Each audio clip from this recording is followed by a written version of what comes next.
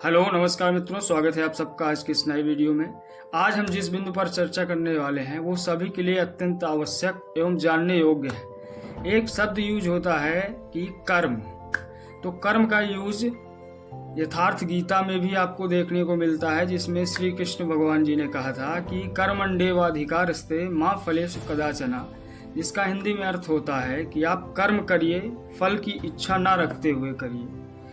तो इसी को यदि हम अलग अपने निजी लाइफ से, रेगुलर लाइफ से जोड़ें तो उसमें कुछ अलग ही स्पष्ट समझ में आता है कि बिना कुछ किए हम कुछ हासिल भी नहीं कर सकते, उसको पा भी नहीं सकते, और उसकी अपेक्षा भी ना करें तो वहाँ पे वो कर्म किया भी नहीं जा सकता। यह एक एक्सेप्शनल है, दैवी भाषा है, इसलिए इसको ज़्यादा लोग फॉलो करते हैं। अब यहाँ पे बात आती है कर्म। कर्म दो तरीके का होता है, दो पार्ट में बटा हुआ है। शायद ये जानकारी आपको अभी तक ना रही हो। एक होता है प्रत्यक्ष, एक होता है अप्रत्यक्ष। प्रत्यक्ष वो होता है जिसको हम डायरेक्टली यानी कि अपने कृतकृत्यों द्वारा करते हैं। अप्रत्यक्ष वो होता है जिसको हम किसी के थ्रू करवाते हैं या उसकी जानकारी किसी को देते हैं, उससे किसी की सहायता लेते हैं उस कार्य को करवाने में। उसका जो परिणाम मिलता है वो जो स्वयं करते हैं वो तो हमें डायरेक्टली मिलता है, और जो अप्रत्यक्ष रूप से कराया गया है इनडायरेक्टली, वो भी हमें इनडायरेक्टली ही मिलता है कहीं ना कहीं से। इस बात को विशेष ध्यान देना है। तो जैसे अच्छे कार्य किए उसका परिणाम हमें डायरेक्ट मिला, और सामने से किए तो सामने मिला। अप्रत्यक्ष होता है, उसको भी यदि सही किसी की सहायता किया, कुछ अच्छे कार्य किए, उसका भी हमें बेनिफिट मिलेगा इनडायरेक्टली। लेकिन यहीं पे बात आती है कि जब कोई गलत कृत्य होता है तो वही चीज़ अप्लाई होती है कि सामने से करेंगे तो सामने से मिलेगा, इनडायरेक्टली यदि कर रहे हैं तो वो भी इनडायरेक्टली हमें मिलेगा।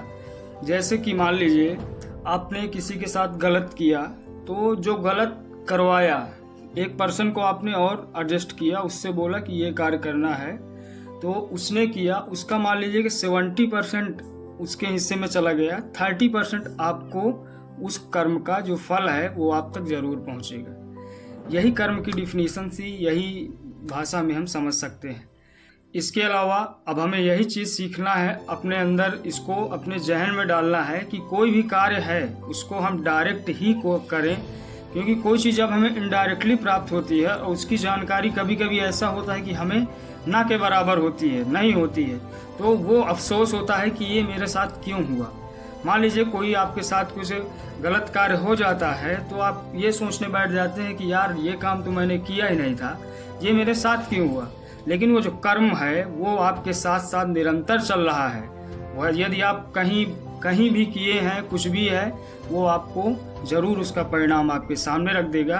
तो आप इसको लेकर के बिल्कुल व्यथित ना होइए और ईश्वर का स्मरण करिए कि प्रभु मुझसे कहीं ना कहीं कुछ न कुछ गलती हुई है, जिसका परिणाम आज मुझे मिला है, और मुझे क्षमा करने की कृपा करें। इसी के साथ वीडियो यदि आपको अच्छा लगा हो तो ऐसी जानकारियों के लिए चैनल पर नए हों तो सब्सक्राइब जरूर कर दें, और उम्मीद करता हूँ आप सब स्वस्थ होंगे, खुश होंगे। धन्यवाद। जय श्री राम।